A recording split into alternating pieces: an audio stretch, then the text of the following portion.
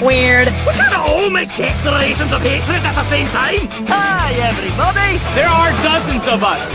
Dozens! 你好中国，只叫西纳，我爱更尊重中。Shield up. There's nothing sacred. Oh, wait a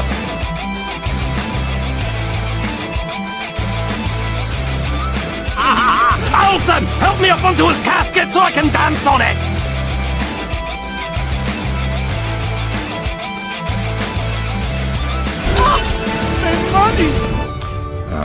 I don't care. But how did you ever find us? Oh, easy. We just read the screenplay you left us. And Hispanic people, too. Club gold! Club gold! Club gold!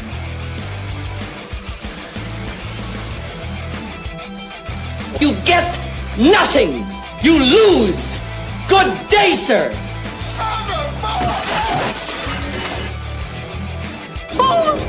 I'll help you.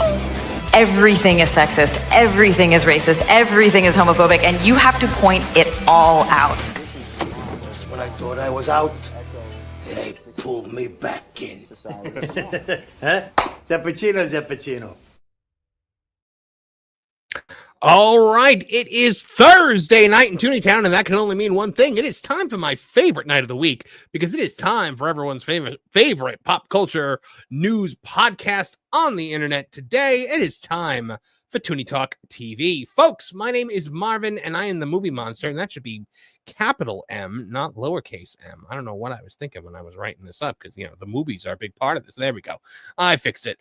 Guys, welcome to another week of nonstop pop culture discussions between a group of friends that just, you know, genuinely enjoy spending time together. So as you know, as every week, I can't do this by myself. I need the greatest team ever assembled in the history of the internet. I need the Tooney Town Titans. Titans, go!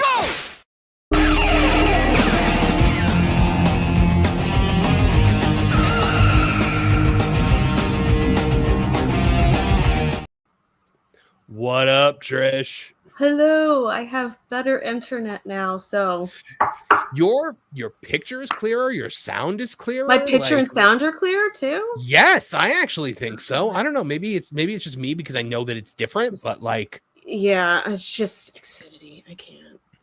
I know. Currently, I should have been getting 1100 megabytes per second, and I was lucky if I was getting 200.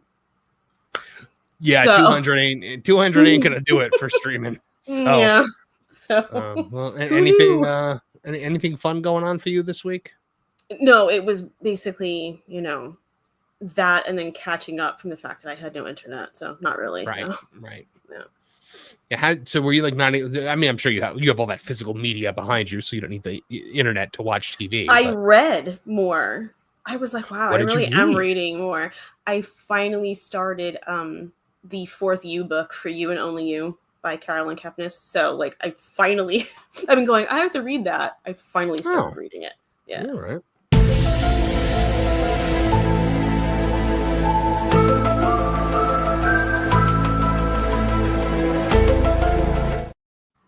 Martin Stone is here, ladies and gentlemen. Hello, and very proud to be second. Thank you. I'm young. Yeah, we're happy to have you here, buddy.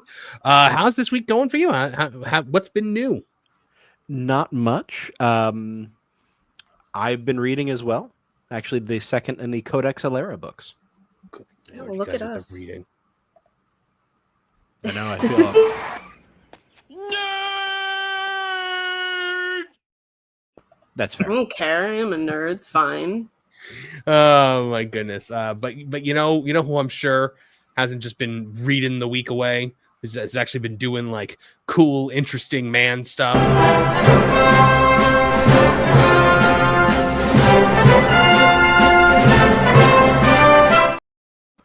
Hey, Lauren. You kind of screwed it up for me because I was going to geek out about Codex Alera. He's reading Jim Butcher, and I'm proud of him. Oh yeah, oh, my goodness. I've read the entire Dresden series novel set. Who's the uncool one now, Marv? Have you read The Aeronauts Windless? No, not yet. That's going to be next. All right. Let me know what you think. All right, guys. Well, we are waiting on... I'm not sure if Kevin is making it today. He was traveling back to New York today, but we are waiting on Nolan. He did say he'd be a little bit late, but that is okay. So if he is late. Oh, I see. Oh, it was no one's fault. Oh, okay. I'm sorry. Well then, problem solved. All right, but first we have got to talk about what you guys want to talk about. I mean, look, first off, elephant in the room, guys. Major loss today. Major loss. I found out about it while live on the air on That Park Place this morning on Morning Magic, and just like audibly gasped. I found out about both this and Ozzy while on the air on this week. It was not fun because you have like this visceral reaction, but the Hulkster has left us. The Hulk Hogan has died at age 71. And I know, like, for Trish and I and Martin, I know was a wrestling fan too. Hulk Hogan was a big part of our childhood, and that was the first thing I said about my childhood. I was like, okay, I was a part of my childhood, just gone now. Yeah, and I mean, it's sad for the people who are left behind, but now all those Hulkamaniacs who've gone before get to hear stories about how he healed the Great Schism and translated Anselm's Proselygium. Mm-hmm. That is very true. I'm gonna Hulk Hogan. The man lifted a lot of weights in his time, but his favorite exercise was jumping to conclusions and stretching the truth. But we love him for it. It was one of those. Come now, do not disparage our philosopher king. It was he was the most hysterical guy when it came to making stuff up, and I loved every minute of it because no one ever got angry at him for just being like, yeah, brother, I was almost the bassist for Metallica. We're all just like, Hulkster. You've accomplished so much in your life, but you still got to make things up. I love it. I honestly, I knew when the day Hogan would die, I would be sad, but I was really it hit me hard. It hit me to the level that where Dusty died. So yeah, big bucket of win in life is Hulk Hogan. So you know what? I was bad with Ozzy personally. I was devastated by Ozzy. I cried. Literally, I cried. I'm not even kidding. Yeah, and the third one, the first one that happened was Malcolm Jamal Warner. I know. Yes, and that one was one of those ones because he was not, young. I mean, he was not old. He was still kind of young, and you're like, he drowned, didn't he? Yeah. He got caught in riptide. How old was Ozzy? 76. Which, bless him, with everything he did. Ozzy and Hulkster, they're not young. They're not young men by any means, stretch of the imagination. But I don't know. You figure that's still young to go. It's like the Soprano thing was 71. He was just a kid. But I know what you mean. Yeah. So you know what? In honor of the Hulkster,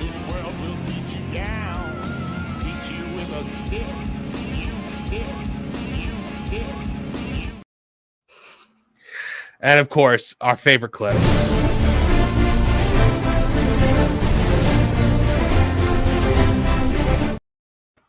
Oh man, I'm gonna miss that guy.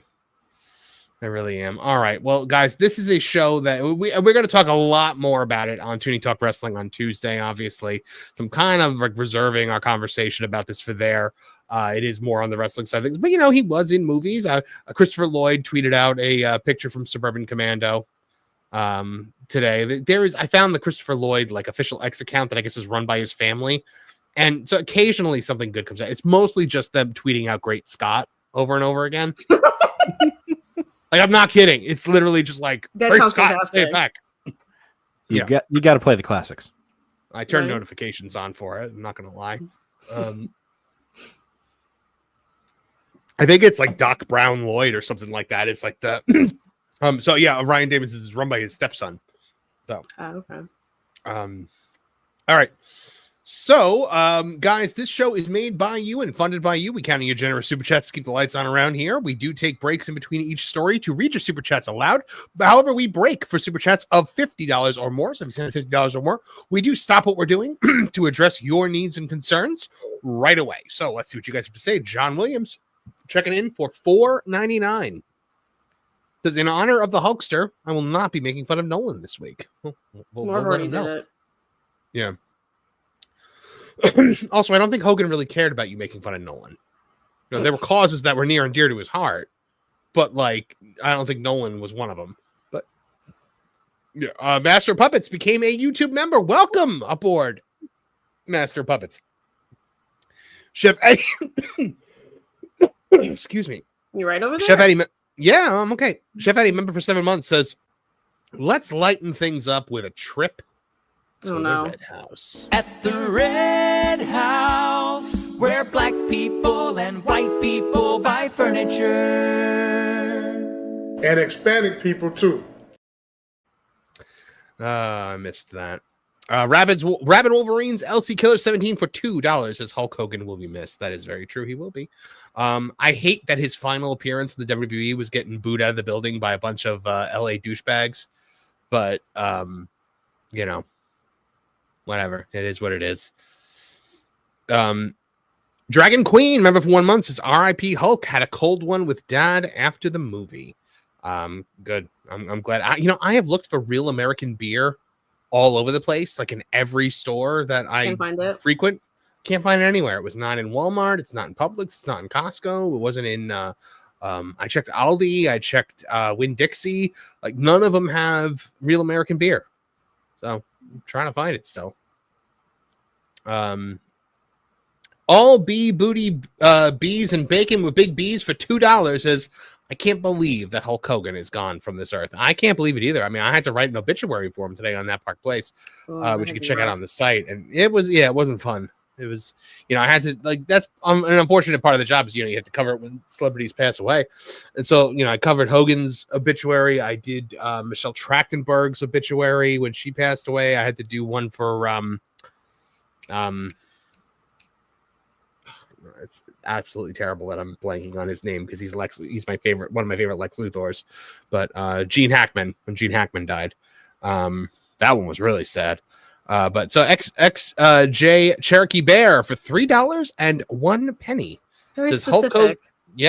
Hulk Hogan is in heaven with JDF. You know what's so funny that you say JDF and Hulk Hogan in the same set? So I was at New York Comic Con and I'm in line for Jason David Frank. And right next to him is Hulk Hogan's booth. And Hogan wasn't at the booth at the moment, but JDF comes through the curtain and he comes through at the wrong booth and he comes out under the big Hulk Hogan sign and everyone sees him and reacts. And he looks up and he sees the Hogan sign. Or like first he looks and he sees that there's no line because there's no Hogan there right now. And then he sees the line next to it. He looks up and sees the Hogan sign and then immediately starts doing muscle poses. How do you not? Yeah. So it was both. Yeah. BPE for $20 with the BPE special of $20 and no message. BPE, good to see you again, buddy. We haven't seen you in a couple weeks. I was worried about you.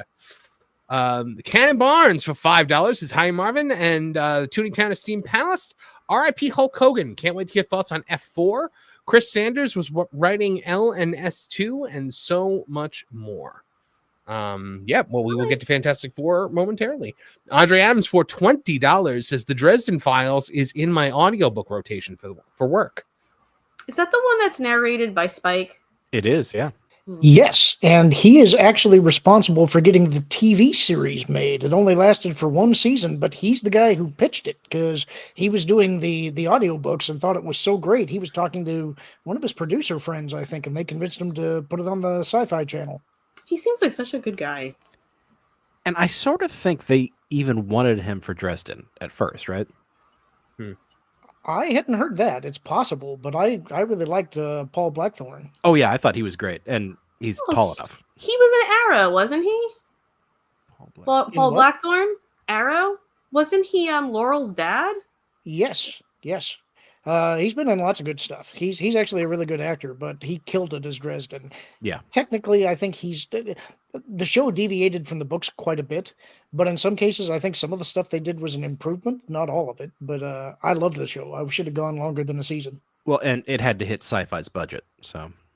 I always liked the way he said Laurel on Arrow when he was Detective Lance. Laurel. Yeah. Oh, Rummy Lance. That ain't a natural accent. Yep. That was not my favorite thing that was ever said on Arrow. My favorite is Choo. That's the best thing ever said on any CW show. I have got to pull that clip of Manu Bennett screaming "choose" at Oliver and it's off. Queen. He's off camera when he's shouting it, which to me makes it 10 times funnier because you're really not expecting it. My favorite, and it's a moment Kevin and I used to talk about all the time, was when he first shows up like in the present, and Oliver sees him and immediately tries to stab him with a letter opener, and he just catches his hand and goes, "Not today, kid." He's got the greatest voice in the world. John Williams for $1.99 says, "I was frozen today." Chris to Hulk Hogan. Yes. So Christopher Lloyd and Suburban Commando. You know, I've never seen Suburban Commando, but I know that line because the trailer for Suburban Commando was in my VHS copy of The Page Master. And I watched the heck out of that VHS one summer. Lorne's face. The Macaulay Culkin movie? And Christopher Lloyd. Yeah. I cannot tell you why, but I watched The Page Master like every day one summer. I mean, I was a kid, but I had a Page Master summer. I had a Rookie of the Year Sandlot summer. I had a Little Giant summer. There was the Jumanji summer where all we did was watch Jumanji and play Jumanji. Like, oh my goodness. I watched The Burbs one summer over and over because it was the only thing that was playing. I don't know why. It's a fine movie, but I watched it way more times than it deserved. We would get those VHSs, man. We would wear them out. But all right. We like to start off every week on the show by finding out what our esteemed panel is watching this week. So, guys, I know what you're reading, but Lauren Connor, what are you watching? You watching anything? I don't think I have watched anything this week, to be honest. Just some YouTube videos, nothing that really made any kind of impact. Well, speaking of YouTube videos, Lauren, I know that tomorrow night at 11 p.m., you and Kevin Apollo have got a pretty big to-do going on with the first episode of Lauren and Apollo. Yep, going to be a total disaster. We have no idea what we're doing, but we're going to have fun doing it. Well, you let us know if you need anyone on because, I'm sure we'll all answer the call. Martin Stone, what are you watching this week? You're muted, Martin, if you're talking. Thank you very much. I've gotten to season 19 of Doctor Who, so Peter Davidson. Doctor. Very, very nice. I do love his Doctor. I mean, that was the Doctor that inspired David Tennant, and then he eventually got to call his favorite Doctor Dad because he married his daughter, which is winning as a nerd.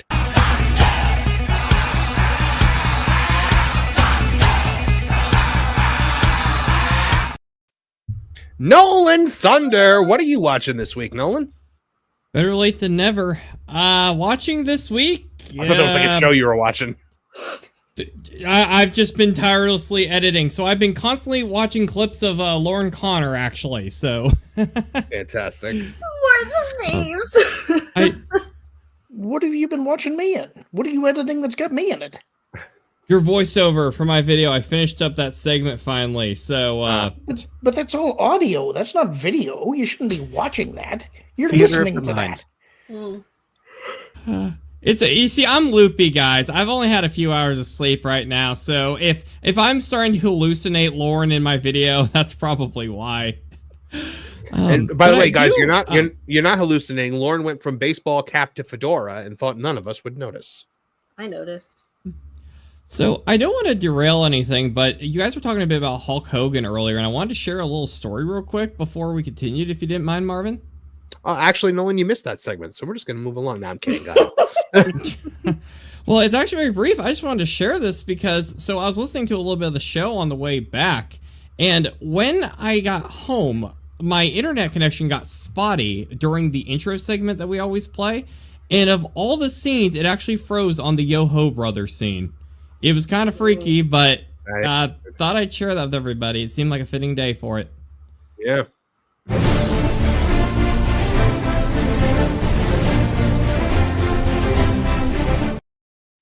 All right. Well, Trish, what are you watching this week? Well, I wasn't really watching much, but when I did finally get internet back, I'm kind of like Lauren. I just watched some YouTube videos. One was about the rise and fall of America's Next Top Model. That was probably the biggest one. Lauren, I don't need your judgy face, Lauren. I see it. I don't need it. I wasn't judging. I'm sure it's stimulating. Oh, Tyra Banks. I watched that back in the day, and then it's like really funny because like I always knew it was crazy, but then when you go back and you hear stuff, you're like, that was really insane. It's just really insane. It got bug nuts. Yeah. So for me, I've been watching more of The Sopranos with my wife. We're into season 4 now. And then I actually just started a new show last night that I really got into.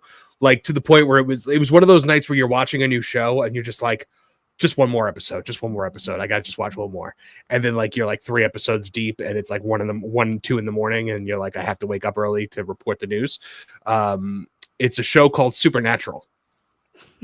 Stop it. I am. Don't toy with me. No, I did it. And I kept wanting to text you and be like, react to things. And I was like, no, I'm going to save it for the show because this will be a fun segment to watch her reaction to me finally watching Supernatural. I'm so happy, but I'm so nervous. Why are you nervous? I love it. Always, whenever it's like one of those shows, it's probably the biggest show for me like that. When someone says they're watching it, I'm excited, but then I'm like, what if they hate it? It's like, it doesn't really matter to me if someone hates it, but you want someone to love what you love, you know? Like, I was hooked by the end of the first episode. It's a great pilot. Yes. Oh my God. What a great pilot. Which reminds me, did you hear that they're doing a comic series? Dynamite That Comics. that is on our list of things to talk about tonight. Okay. Well, now I feel like I can't say because Martin did we can make it our first topic before we get into Fantastic Four or something. No, it's more like I don't want to ruin anything for you. Right. So I watched the pilot, which I thought was expertly done. I have a theory about the dad, and if the theory ends up being true, then I am officially a golden god. Okay. Almost. Do you want to hear my theory? Because nobody say if I'm right or wrong. Okay. I'd love to hear it. Carry on, my wayward son. I'm gonna turn the camera off just so I don't like react and give something away potentially. So when the mom died, there was a massive fireball in the room, and I was like, the dad died. The thing that came out of that house is not the dad. Okay. That's an interesting That theory. is my theory. I can neither confirm nor deny your theory. That is my theory, that the thing that came out of the house is not the dad, but whatever killed the mom. Okay. So that is my theory, and we will. And you're sticking to it. I'm sticking to it. I'm sticking to it until we've proven otherwise. So you watched how much of it? I think the first 3. I watched the first one. I watched the Wendigo episode, which I loved the Wendigo episode. I was like, this is really cool. I really like, I like how they know these things. Like, I know that they know what a woman in white is. They know what a Wendigo is. Yeah. And like they explain it, and like they're like, the audience gets the explanation by them explaining it to the normies. I like that they're experts in the field and that they're not just like because I always thought they were just probably like 2 clueless guys like falling into this world for the first time. I did not realize that like they were raised to like hunt demons and stuff like that. I was like, okay, this is I was like, how have I not watched this show until now? And then I watched the drowning one, the lake episode one with Fred last night. Yes, Fred was in it, and I was like, Fred. That's your first Buffy person, or Angel as it were, but Buffyverse person. Yeah. That's gonna they get ready for it. They're gonna keep showing up. Okay. Yeah. It's various levels of importance of character. Like some of them are not maybe like one-shot people, but with how much you love Buffy and Angel, you might recognize them, you know? Also, the show is scary. Like it like really like plays with you on like a terror. Like the horror scenes are shot so well, especially in that the drowning episode in the lake. Like when he pulls the kid under the water and then like the ghost kid's eyes pop out of the water. I was like, oh, Like that. Oh, that.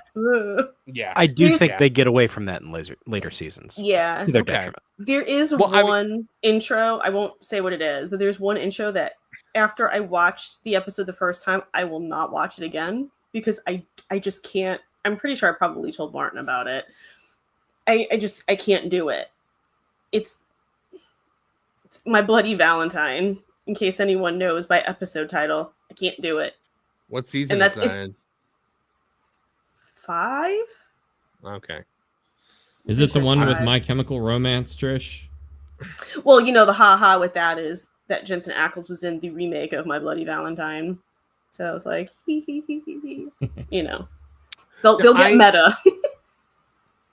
At first it was rough. It was like hard for me to like hear there be a character named Dean, and then Dean from Gilmore Girls is in it, but he's not Dean. And I'm like, that throws the crap out of me. My mom watched Gilmore. I watched Supernatural before I watched Gilmore Girls.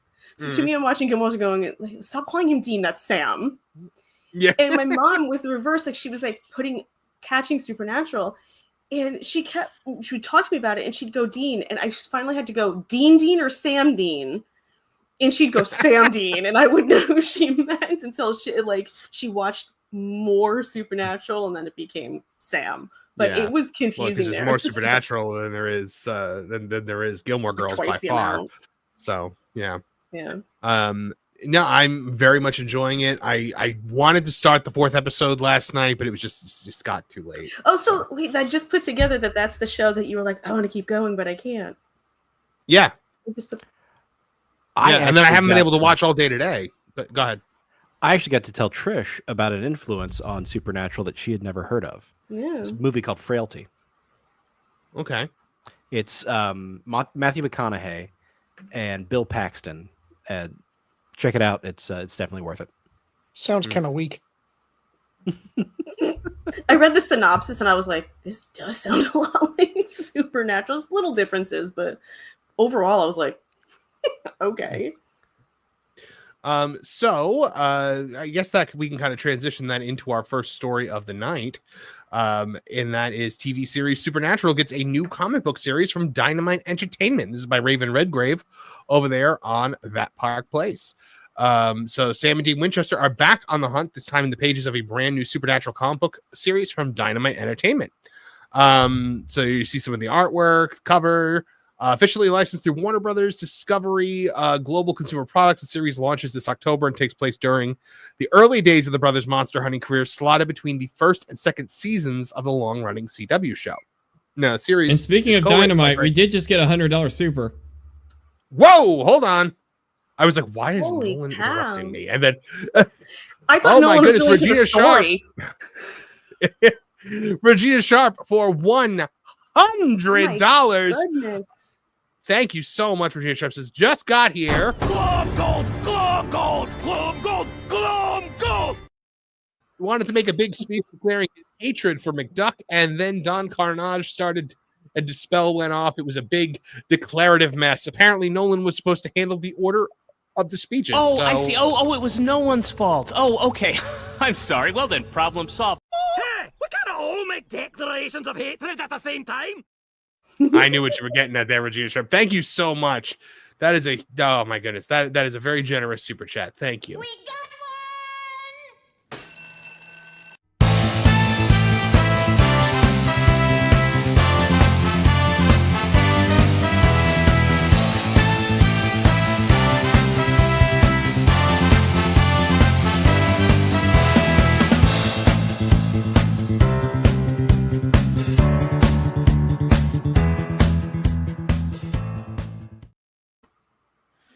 Oh my goodness. Well, glad to have you here with us, Regina Sharp. Better late than never. Seeing a bunch of people I haven't seen. We saw BPE earlier. I think I saw Photon Empress floating around in there tonight. Welcome back. A whole bunch of people that I haven't seen in a while popping in, and I am very, very happy to see that tonight. So hold on. Photon Empress says that thank you text needs to rotate in even slower. I agree. It's not slow enough. You got to really sarcasm. It was such sarcasm. It was such biting sarcasm that I have teeth marks in my arms right now. So the series is written by Greg Pak of Planet Hulk and Darth Vader, with art by Eder Messias from Red Sonja and Sam Wilson Captain America, and promises to capture the familiar road trip meets folklore formula that made the show a fan favorite. You know, that is one of my favorite things on the show, is that it's a different setting each week. Like, I really like that they're not just like in like the same town every week and it's the same sets. Like, it's, well, we're back in the school library again and then we're going to the Bronze. Like, every week is something new, and I actually really, really like that. I wish more shows did stuff like that. So according to Dynamite, the comic will explore a terrifying case in the heart of the American Rust Belt, where an old factory is going up in flames along with its workers. Sam and Dean arrive to investigate the supernatural threat, but find themselves against a suspiciously knowledgeable CEO who may be hiding more than just corporate secrets. So Pack, alongside fan of the series, described his enthusiasm, and basically they're very happy. So Trish, are you going to read this comic book? I mean, possibly. I'm not in my usual behavior to go hunting down, no pun intended with hunting, comic books or anything, but like if I came across it, I'd probably wind up picking it up. You know, I have questions about it that I won't. I'll just put it this way. I won't explain why, but anyone who knows the show, I don't understand how this is between season 1 and season 2. If anyone watched and remembers the finale of season 1 and the premiere of season 2, I do not understand how this is when this is taking place, but well, so I guess we'll see. I'm seeing Lauren. I was gonna say more in the chat. I'm like, what? Did somebody just spill water? Read the comment directly above it. Oh yeah, Photon Empress is feeding the gremlins. That's true. Don't get them wet. Don't feed them after midnight. I was actually all ready to be like, whatever, Marv's not going to watch Supernatural, so I'll talk a little bit more about it. And then you went, I've been watching Supernatural. I was like, all right, I guess I can't. You know what? It was Raven did such a good job in writing the story that I was like, you know what? Maybe I need to just like watch the first couple episodes and see if I like it. And then like I got good taste. By the end you of can see it behind me. By the end of that first episode, I was hooked, man. Like I was just like, that's it. I'm in. I can't wait for Dean to be your favorite because he's everyone's favorite. Right now, he's kind of a jerk right now. So you'll see. Okay. What were you gonna say, Martin? Is it the first or second episode where they just flat out say, "We don't go to Florida; it's too weird"? I don't remember them saying that. And then when they do go to Florida, they have one of the best episodes. It does get really weird. Yeah. So. All right, well, let's cover a few super chats before we move on. So, by the way, anyone, Martin, you going to read that comic? Yeah, I probably will. Nice. If anyone does and I haven't, let me know how they handle it. Because I'm a little skeptical. Okay, sorry. One of my favorite comics from like a horror-y perspective was Freddy versus Jason versus Ash. I feel like we've talked about it on this show before, but man, I was just thinking, you said you couldn't find it, and I found like 4 or 5 listings for you. Did you really? Yes, I put them all in the private chat. Do you not read it? I scan the private chat for people saying they have to go, and otherwise, you guys put like 100 things in the private chat during the course of the show. Lauren and I have had whole conversations. I know, I'm aware. I actually found like 5 or 6 different locations for that for you, specifically for you. I had trade paperbacks, I had a hardcover collection, and I had the individual issues. Yes. Oh man, I got all right.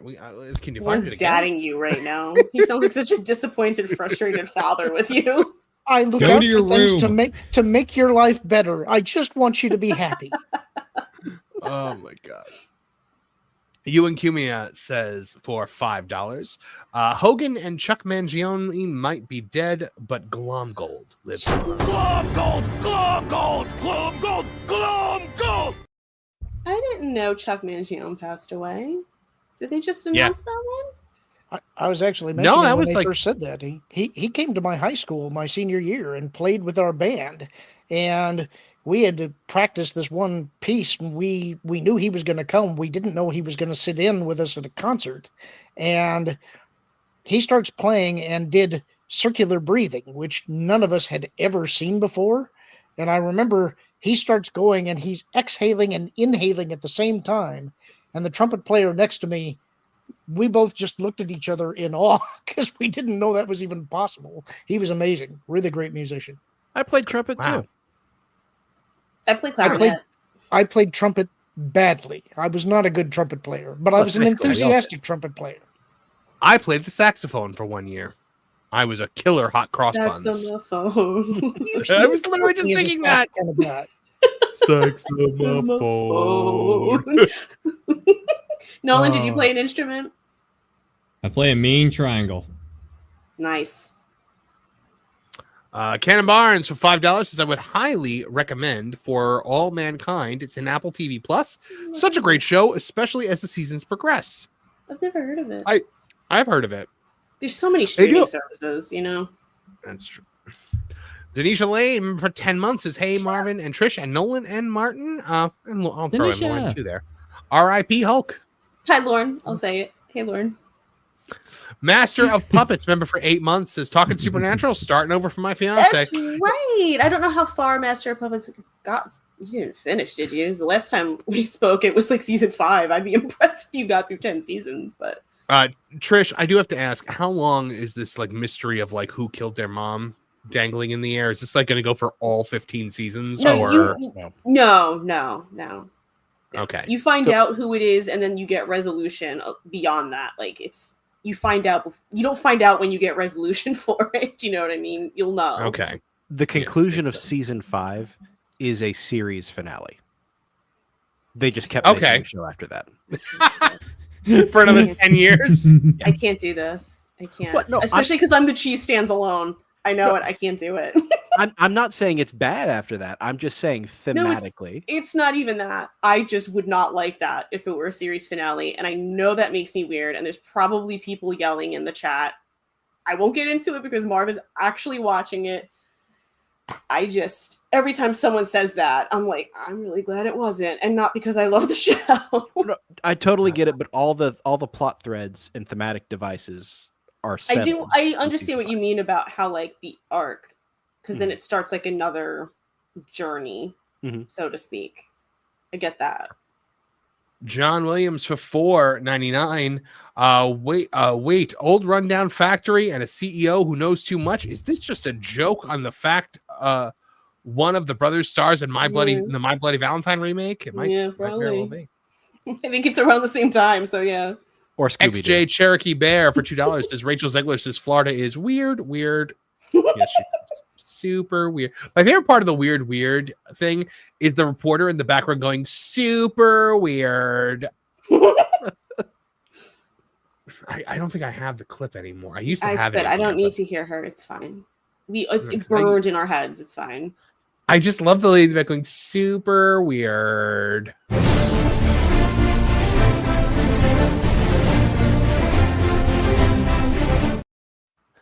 I couldn't find it, so I just wanted to play the Hogan clip again.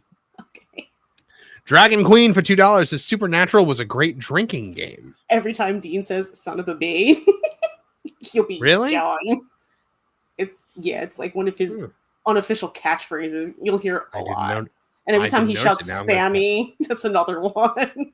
Now I'm going to start looking out for it. So.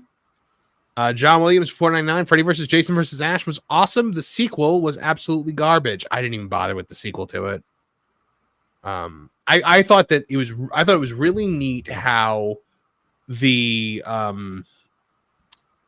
point of it was Freddy wanted the Necronomicon because then he'd be able to control the real world the way he controls the dream world, which essentially makes Freddy immortal because it takes away his one weakness of being able to be killed in the real world.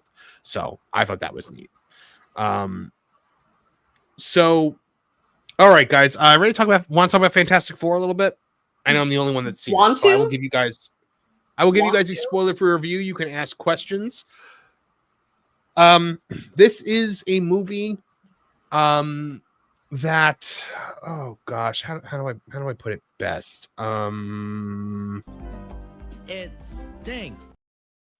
Well, it does, but it's not the worst thing I've ever seen, and I'm tired of that being a good thing, like a positive point. It's the best Marvel film this year, in that it's better than Captain America and Thunderbolts, way better than Ironheart, even though that wasn't a film. Better than Thunderbolts? Yeah, I thought it was better than Thunderbolts. I thought it was a little bit better than Thunderbolts. I like the first like 2/3 of the movie. The third act, it kind of falls apart. And in the last 15 minutes, I nearly threw my popcorn at the screen because it just degenerated into the modern MCU at that point. The female Silver Surfer is garbage. There's no reason for her to exist. Anyone that thinks that they're going to go with the male Silver Surfer when they get to the regular Marvel universe, you don't know what you're talking about. It's absolutely not. This is your Silver Surfer. Galactus was fantastic. I really liked Galactus. That's one of the things I wanted to ask is, are they getting back to decent visual effects? Galactus looked really good. So like he looks good. I mean, he's very clearly CGI, but I'm okay with Galactus looking a little CG because he's a cosmic entity. The CGI on the Thing was Thanos level good. But there is one thing that these movies are doing, and not just these movies, but like all of entertainment now, that needs to go away and never come back. And that is CGI babies. Stop making CGI babies. They never look good. They're creepy. There is only one Renesmee. And everyone else trying to be that queen. Everyone is trying to be Renesmee. You're 100% right. Ridiculous. And so Franklin Richards, in a lot of the scenes that he's in this movie, is CGI, I think. Definitely in the first scene, but I've had it with CGI babies. Squid Games had a CGI baby in the last season that was ridiculous looking. What, you didn't enjoy seeing the Flash put babies in the microwave? Oh gosh, I'm gonna be started on that movie. When we first watched the Fantastic Four trailer, I had a theory that, or just an observation, that every time we saw Reed Richards, he was like on camera or on stage, and that's why he was seeming so awkward. Please no, Reed Richards spends the majority of this movie in a state of near tears because he's an idiot. Like, he is just they play up the fact that Reed Richards is the smartest guy on the planet, but he's written by dumbasses. So like at the end of the day, he's just stupid. He makes stupid decisions. He makes stupid plans. He literally comes up with a plan to stop Galactus that is the same as a plan that Patrick Star once came up with in SpongeBob. We just take Bikini Bottom and push it over there. Like, it's terrible in that regard. Well, on the topic of the team, is Sue Storm the most perfect woman to ever woman? For the majority of the film, Sue is great. I really liked her for the majority of the film. In the last 15 minutes of the film, there's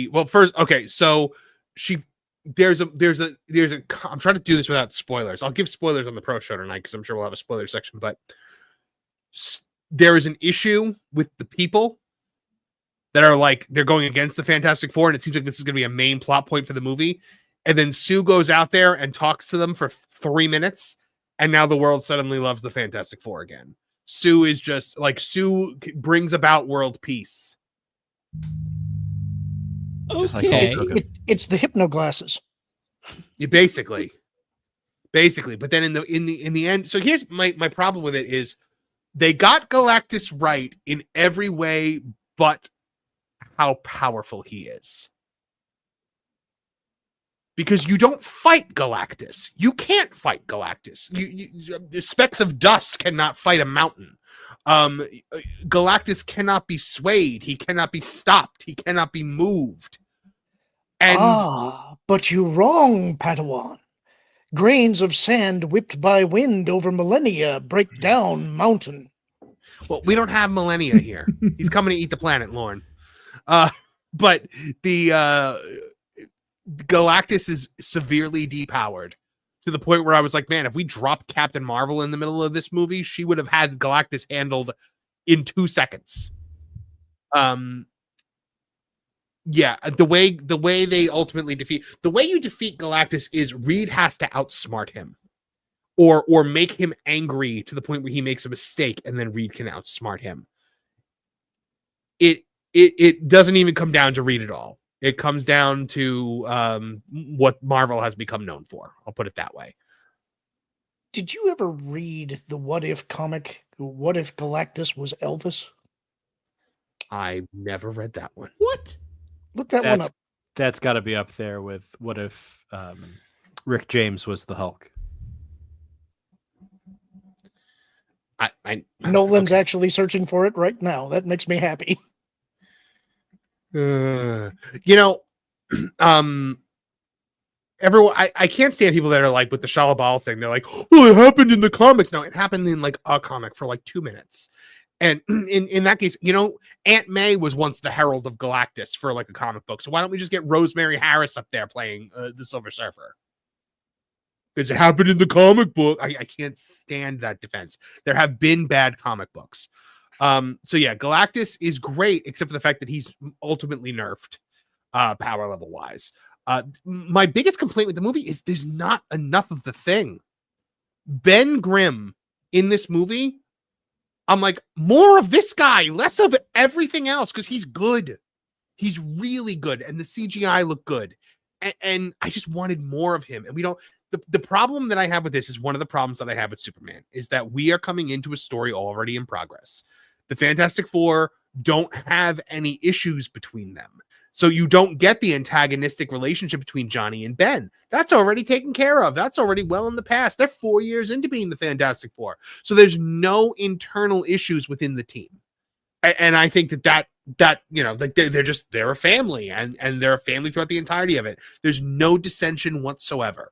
I would have loved to have watched this Ben Grimm deal with the existential horror of being turned into a monster, but we don't get that.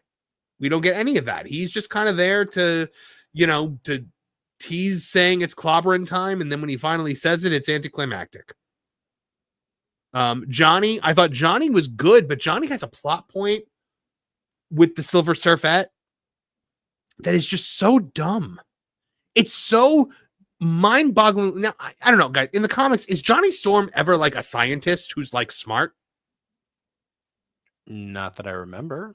I don't think so. In this one, he literally deciphers an alien language by himself from one line of translation. So they basically made all four of them scientists. Like, I like that Reed and Sue were the scientists, Ben and Johnny were the astronauts.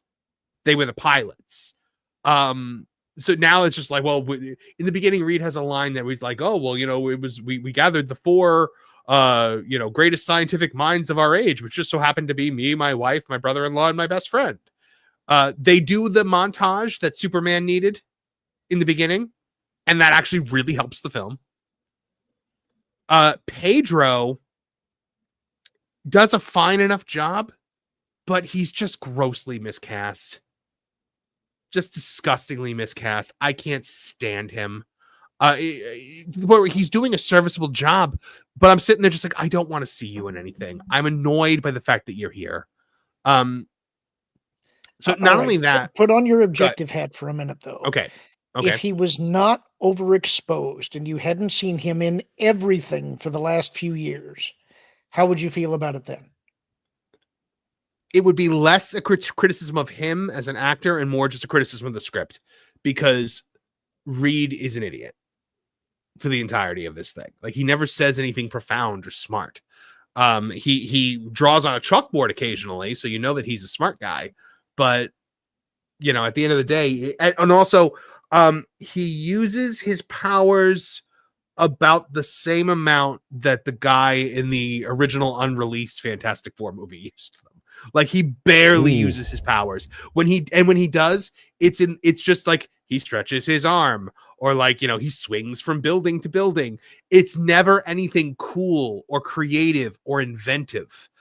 They did cooler stuff in the 2005 movie. And I know because I watched both of the early 2000s movies yesterday. So, have you seen the 90s one? I have not seen the 90s one, no. But I'll I've direct seen you. Reed use his powers good. in it, and it's about the same thing. I've seen the 90s one. It was her favorite film ever. 5 ever. So I'm trying to think of like what else to cover here. I like that they had Herbie. He was fun. What about the Fantastic Car? Fantastic Car looked cool. It never splits into 4, which I was a little upset about, but it was nice that it was there. I really like the setting. The future, the 60s futuristic setting. That's fantastic. The other thing I like about this, outside of Phase 1, this is the first Marvel movie since the first Guardians of the Galaxy where you can just pick this up if you've never seen an MCU movie before and be fine. Nice. But now here's the thing. If they integrate this Fantastic Four into the 626 Marvel Universe, I don't care anymore. Because now they're not in that setting anymore. I don't want to see them in like the regular Marvel Universe. Like, all of the charm of them will be gone. I'm trying to think of what else I liked, because there, like I said, Johnny's powers I liked. Here's the other thing. This movie, I think Marvel was trying to rage bait with this movie, because they were like, Sue's the leader of the Fantastic Four, but she's not. Like, Reed is the leader. He's a terrible leader, but he's a leader. And they were like, oh, remember that when the guy playing Johnny was like, he's not a womanizer, he's not cocky. No, like, he's smart-mouthed, he's arrogant, he likes women. I agree with you that they were baiting, but they didn't say that explicitly about the movie. They said she has been a leader in the past, and they said she is the leader in the new comic run that they're doing, but I don't think they explicitly said that about the movie, did they? Well, the one of the producers said, anyone that knows the Fantastic Four knows that Sue is the leader of the team. Yeah, that's just an I can't use the word I want to use. That's just a guy. What's that? Prevarication. Yeah, there you go. That's probably a good way to put it. I just like, and I loved this. There's a scene where they go to Galactus's ship. And I love that scene. That scene's fantastic. It has a great action sequence in it. One of the only like 2 action sequences in the whole movie, but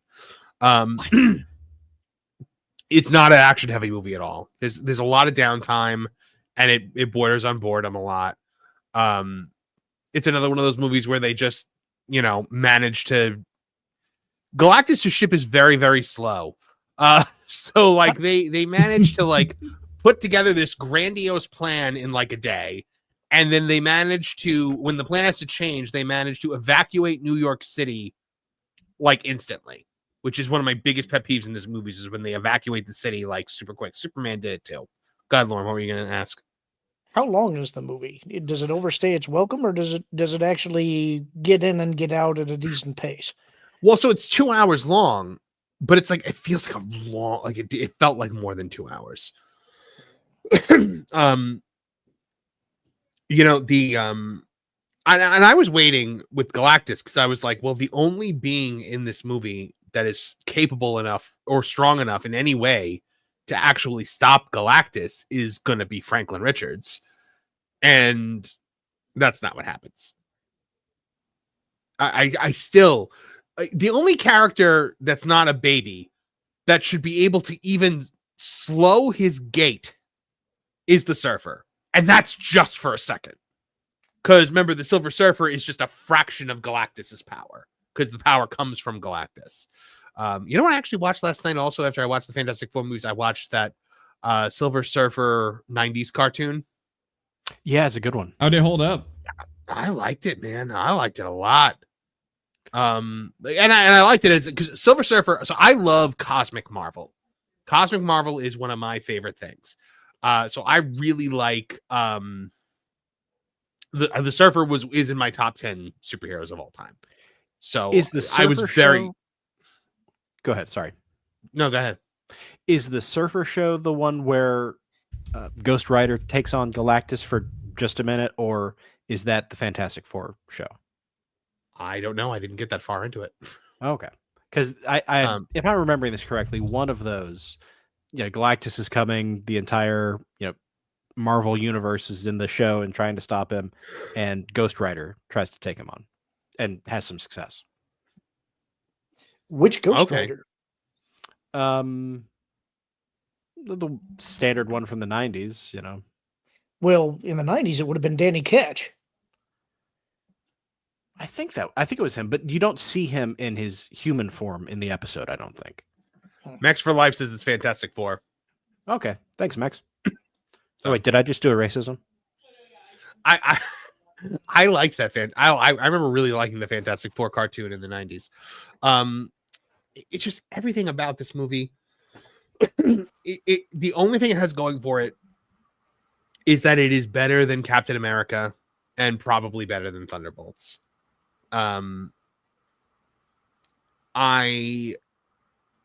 Whether it is better than Superman, I don't think it is. So if you had to place it up against the first 3 phases of Marvel, where would you put it? What do you mean by place it against comparatively? The first 3 phases? Pick a movie comparatively. If you actually had to slot it in for, say, it's better than Thor: The Dark World, but worse than, say, I would rather watch Thor: The Dark World than this. Oh.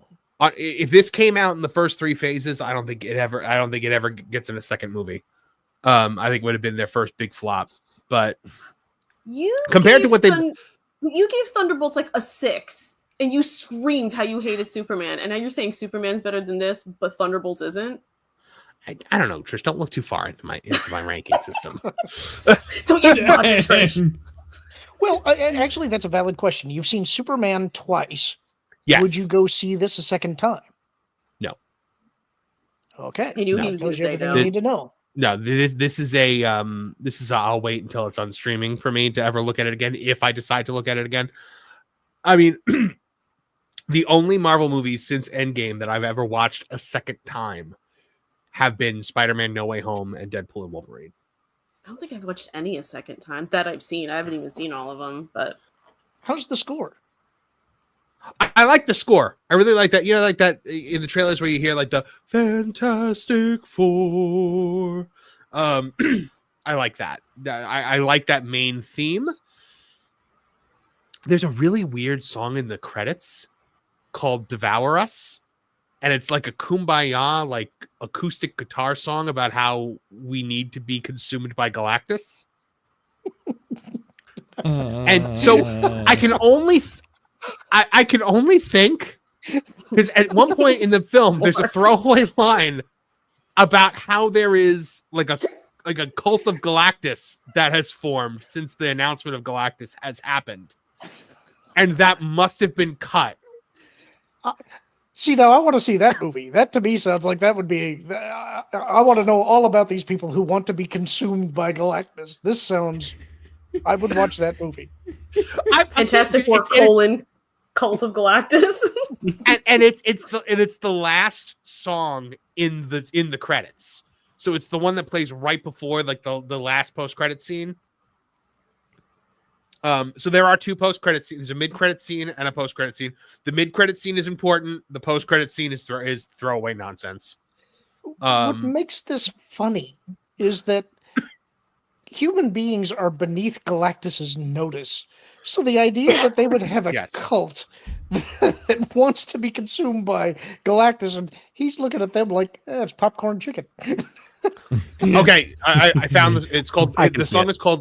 The song is called "Let Us Be Devoured."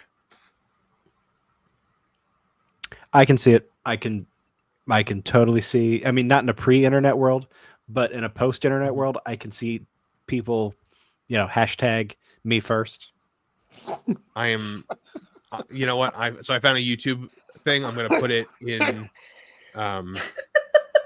This makes Me Too funnier, doesn't it? All right, so I just put it in the chat, and I'm gonna throw it in the private chat for you guys as well. With the song. Yeah. So right, don't listen to it now, obviously, but Well, I'm gonna open it so I have the history of it. Well, Lauren can go on mute and listen to it if he wants. Yep, I'm gonna. I'll be right back. Yep, I can't wait to hear what he has to say. I'm gonna do it too. Galactus is one of my favorite villains in all of Marvel. He is because he is unstoppable. He is unbeatable. You do not beat Galactus. Like, am I wrong on that, Martin? No, he's a universal force. He's destruction, but necessary. They soundly defeat Galactus. He's supposed to be redirected. Yeah, well, I mean, it's like the last thing in the world that you would assume that could happen is that someone full on overpowers him, right? He's huge, yeah. Just mass alone. Well, that's what happened. Yeah, well, I won't spoil things directly, but I mean, you know, and just the Silver Surfer is just completely pointless. They do give you like a tiny speck of backstory on her.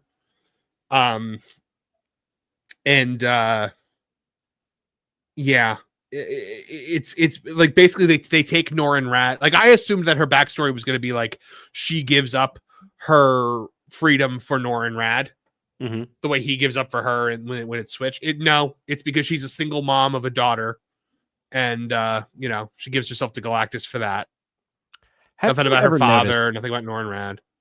Do you ever notice that Disney doesn't produce anything with romantic love in it? Yes.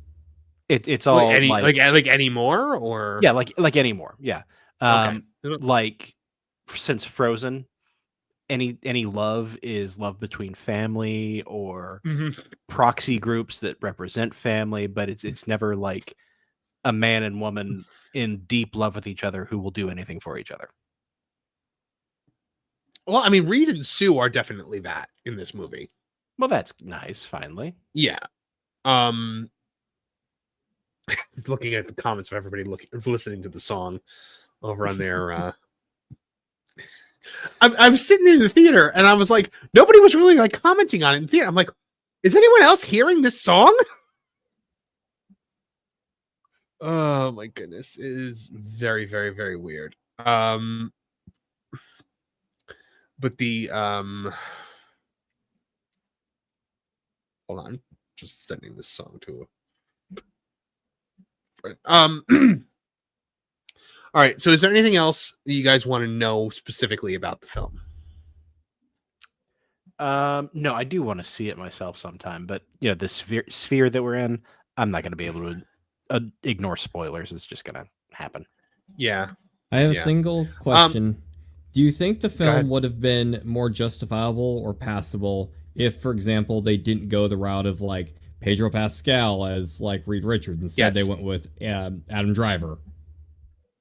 If Adam Driver, it's not that they would have gone with Adam Driver. It's that Adam Driver would have agreed to do it because they wanted Adam Driver and he said no, which I understand, because if you think you're playing a super genius and you read the script and the most profound thing he says is more than once says the line, "Give me a lever and I can move and a place to stand and I shall move the earth."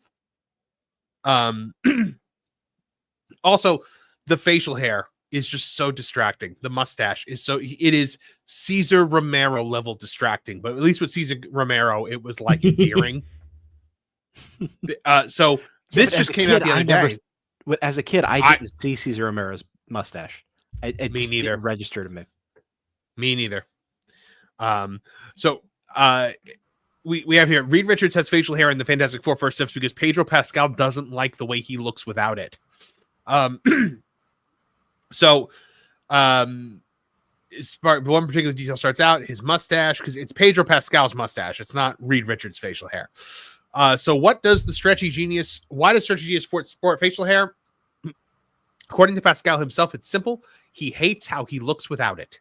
The revelation came during a face-off in L.A. Dibble's Agree to Disagree video series where Pascal teamed up with his Fantastic Four co-star Vanessa Kirby, and I'm sure they were touching each other in some way, shape, or form, to debate life's pressing questions, including the eternal mustache versus beard showdown. Pascal, known for his signature scruff, didn't mince words about his grooming preferences. He says, "I grow such blankety facial hair, but if I were to shave it all off, I really look very awful. Strongly disagree with the clean-shaven me.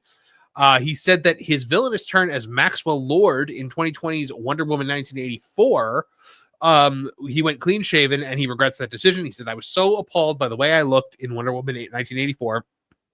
I loved the movie. You have to say that. It was a terrible movie. But I was so appalled by the way that I looked that I have never gone back unless it were completely necessary. So, and then he said if Marvel had asked him to be clean shaven and insisted on it, then he would have done it. So essentially, you know, what I said here is catering to a star's fragile ego and vanity was more important to the once powerful studio than giving scores of comic book fans a faithful adaptation. Reed Richards that actually looks like Reed Richards. Could you imagine if Robert Downey Jr. was like, I just don't like the way I look with a goatee?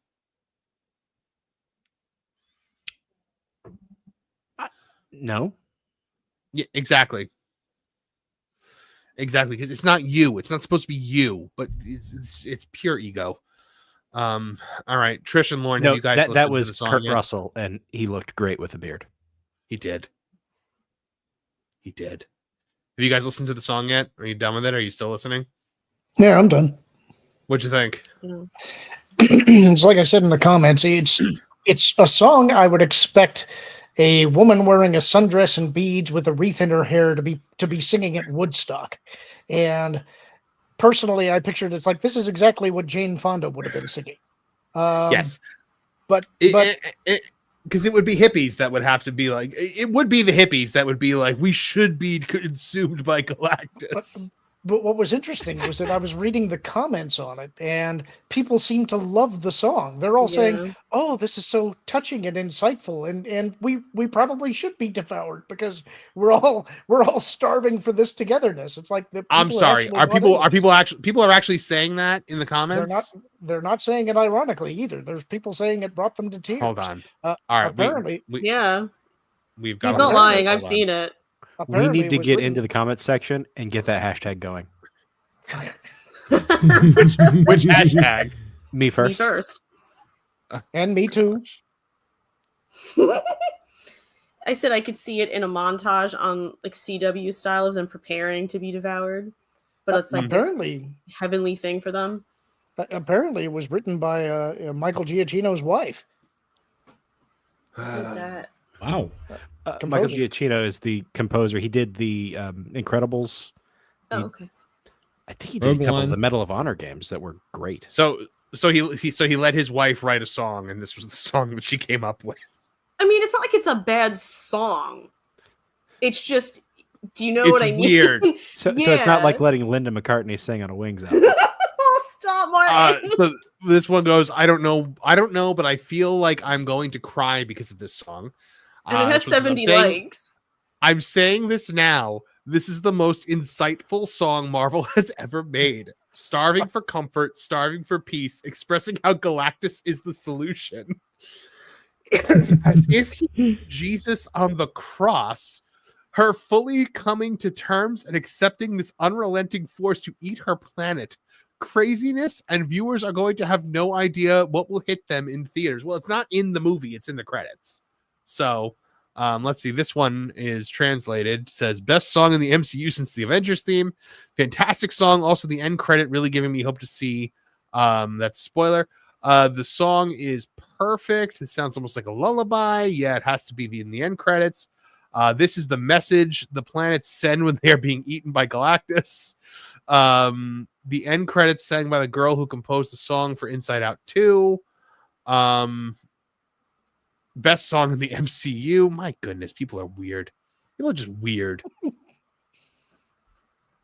I want to know what you call the cultists. Are they eaters? Are they the eaten? The devoured? Probably the I don't know. They just call them the Cult of Galactus, and they never actually like no. show All cults them. have to have little follower names. Amuse Bouche. I like that one. That gets my vote, Martin. Thank you. All right. Anything else? Anything else you guys want to know about this movie before we move on? Ninja Master 227. This is what happens when you don't gatekeep your hobbies. Yep. Brett Baker said hashtag you first. This is like Thanos was right. You first. Appetizers. I love it. Ooh. Oh my god. Lauren, they're I called like that. appetizers. Oh gosh. You know what's funny is like Galactus doesn't actually eat the planet. I don't like that's always bothered me. Like he doesn't eat the planet, he just absorbs the planet. How do you know? Have you been there when he's eating the planet? I've watched we've seen him destroy the Skrull planet like 10 times. Well, it's metaphorical. It's like, for all you know, he could be biting into it. Maybe they wanted to make it look beautiful in the comic book panel. I think in the Tick, whoever the planet eater was in that actually eats the planet. What was the name of that guy? I can't remember. I just remember Cha written on the moon for Chairface Chippendale. Yeah. Didn't the Fantastic Four sick Galactus on Ego at one point? I think so. Yeah, that was a plot point. Yes. Song's an earworm. It's in my head. Stop it. It is. But just her singing "Let Us Be Devoured," like the rest of it in and out. But her saying "Let us be devoured" is just in my head. Which next week Trish is going to be in like in a purple robe. Oh no! Like her cult song, you know. I think that's a good thing. Wearing a great big horned hat. Oh, by the way, at Regal Cinema, they had the coolest Galactus popcorn bucket. It was awesome. Did you get it? I saw it. I wanted it. I said, how much is that? And they said $85. And I said, no, thank you. Did it give you popcorn the rest of your life or something? Like, why was it $85? I mean, it's huge. The thing is huge, and I think the eyes light up, but still, it's not worth $85. The devourer of popcorn. Did you get the Reed Richards cup? If they had it, I would have gotten it as a gag. Just to pull it up on the pro show, but no, they didn't have that one. If the popcorn bucket came with popcorn kernels with googly eyes, I'd buy it. Oh God. I'm so disappointed in you going to Regal. I was hoping you'd go to AMC and get to see Nicole Kidman again. No, that's why I don't go to AMC, because I get mad every time that commercial starts. My kids do too. My wife hates it. She says it looks like a deep fake of her overlaid on her own face. It's like we just sat through 30 minutes of commercials, 20 minutes of trailers, and now all of a sudden, and like 2 Coca-Cola promos, and now suddenly Nicole Kidman pops up on my screen. It's like, you're at the movies. I'm like, I know where I'm at, Nicole. I don't need you to tell me. We come to this place. You know why I come to this place, Nicole? To watch movies. Get off my screen. Hate it. I hate it so much. Tell us how you really feel. There are people that love that are like, I if they love ever it. Get away, I'd be mad. No, you sat next to me while it played one time, and you saw my rage. And I loved every moment on that silver screen, baby. Oh. It's going to be hilarious when that rolls before the sequel to Days of Thunder she won't be in. You know, there was a like Regal used to have one that was really annoying too, where it was just like a bunch of people like quoting movies like in the theater. Like somebody walks in looking for their friends and goes, "Hey, you guys," and then Danny Trejo is like sees that his soda's empty, and he turns to his son and he goes, "I know it was you, Fredo. You broke my heart." And that I hated. I hated that one too, just because you see it too many times when you see enough movies. Now Regal doesn't have anything like that, and I'm appreciative of it.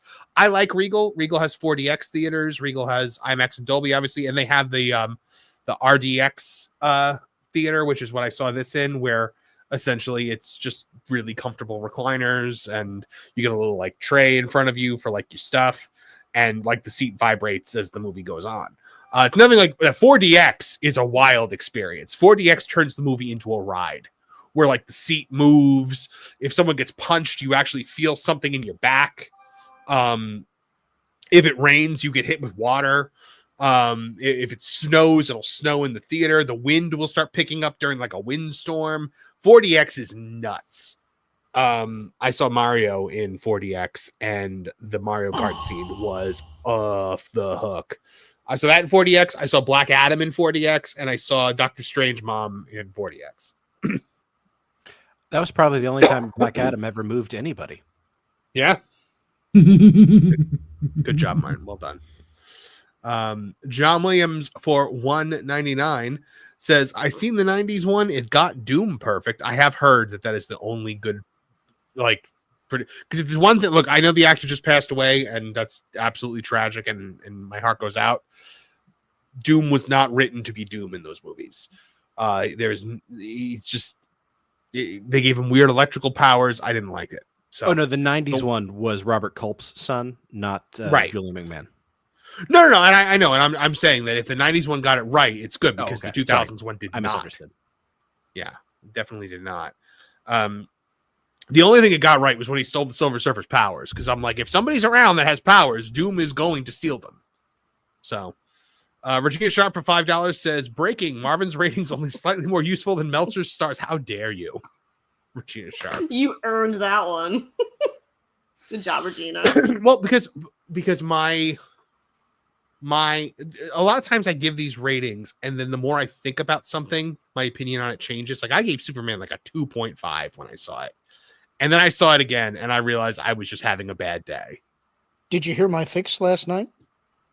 No. We talked about it a little bit on Pro Show, and there was a comment that was made that, boy, it's going to be impossible to try and fix the issue with Jor-El. And I said, there's a really easy fix, and I know how they can do it. What you do is you take the capsule that Jor-El and sent Clark to Earth in, and you make its guidance system the Brainiac AI. It altered the message, and that's why when they try and authenticate whether or not the message is legitimate or not, you may be great hackers on Earth, but you ain't going to be able to get a checksum on a file that Brainiac fixed. Mm-hmm. Well, the easy answer to that question is it's not going to be fixed, because James Gunn doesn't believe that it's broken. This is true. James Gunn does not. James Gunn does not understand why people are upset by it, which proves that James Gunn should not direct the next Superman movie. Yeah, he did a whole interview where he was like, I don't understand why people are desperate for that to be. I was like, really, James? Like, you don't understand that you did something that's deeply unpopular that people are trying desperately to explain away? The second I saw it, I was just like, no, like, this is real. Like, this is 100% real. This is a James Gunn decision. So, Cannon Barnes for $2 says, please spoil the credit scenes. I can't do that. I will not do it. If there's even one person that does not want the post-credit scene spoiled, I will not spoil it for them. John Williams for $4.99 says, when the universe dies, the only beings left are Franklin, Galactus, and Mr. Immortal. Yeah, because cosmic. So and maybe also Pedro Pascal. Well, yeah, because he's got to be in everything still. Regina Sharp for $5. I was thinking to myself, calling Mr. Immortal Mr. seems superfluous, but then I guess if you are immortal, Mr. is probably earned. Yeah. If there's ever somebody that you should call Mr., it's probably one of your elders, you know. And Mr. Regina Sharp for $5 says, I don't want to live on this planet anymore. Me right now. That was what we were listening to. Let Us Be Devoured. And Andre Adams for $199 says, $85. Is that bucket an Infinity Stone? It might as well have been. I mean, it's cool. Like, let me see if I can find a picture of it. No, no, there's no justifying this. That is, well, there's no justifying the price, but when you see it, you'll realize why I wanted it. I also know you like collecting popcorn buckets. So. I do like collecting popcorn buckets. It's a problem. Wait, you collect popcorn buckets, but you always get on me for buying the cups. You bought the cup for Thunderbolts. I know. I bought the one for Superman, and that film was terrible. Why are you pretending like you think Thunderbolts is a terrible movie all of a sudden? What is this retcon you're trying to push on us? But we walked into Thunderbolts thinking it was going to be terrible. All of us did. We were all there together. No one among us, and he still bought the cup. Hey, I knew I was still going to like her by the end of the movie. And second, I'm going to play my young card again here. I never got to truly experience the whole Phantom Menace. You show up in your t-shirt and you're horribly disappointed by the end of the movie. So when I go to see a movie, I embrace it. I want to feel either immensely disappointed or have the time of my life. I want to own that history and love it. Don't explain yourself to him, Nolan. You're fine. I've never bought a popcorn bucket, and I got to admit, I kind of want that thing. It's awesome, right? Big. Okay, as a popcorn bucket aficionado, what would you say is a fair amount? 50. I mean, I still personally think that's insane for a popcorn bucket, but I would. That is not my world. If you saw the size of it, I mean, it does. You can kind of tell it's kind of. It's huge. I honestly think this is not doing the size of it justice because somebody had it there. But yeah, no, it was 80 or 85 at Regal. So and when Christmas comes, it could be a tree topper. Lauren, stop trying to talk me into going back to the theater. Just go and buy the bucket and then leave. Yeah. I can 100% see my son leaving that on my bedside table, turning it on, and then getting out before I wake up. I mean, it's really neat. All right. So we're caught up on super chats. So let's get to our next story. What did we want that to be? Oh, so here's an interesting story. Warner Brothers is actually beating Disney right now at the 2025 box office. This is because of hits like a Minecraft movie and Superman, obviously. But as of July 20th, Warner Brothers boasts a year-to-date total of $1.32 billion, narrowly surpassing Disney and 20th Century Studios' $1.27 billion. It's significant because, I mean, Disney is always the box office king, and this is the first time they're being challenged.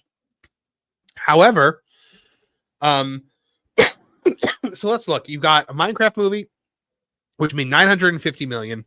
Sinners, F1, Final Destination Bloodlines, Mickey 17, and of course Superman, which is still doing pretty well. I don't know how well it's going to hold this week, but had 6 number 1 openings in 9 weekends at the top, with a Minecraft movie kickstarting the hot streak by holding the number 1 spot for multiple weeks and hitting $950 million, just shy of the $1 billion mark.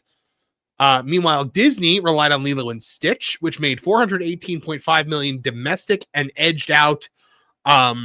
Didn't quite hit $1 billion, but edged out. What do you call it? Minecraft, and getting closer to $1 billion. So, as its biggest earner, overtaking a Minecraft movie worldwide. However, the Mouse has to see some major box office disappointments this year, like Captain America: Brave New World, which grossed $200.5 million, Thunderbolts at $190 million, and not to mention utter disasters like Snow White, which made $87.2 million domestic.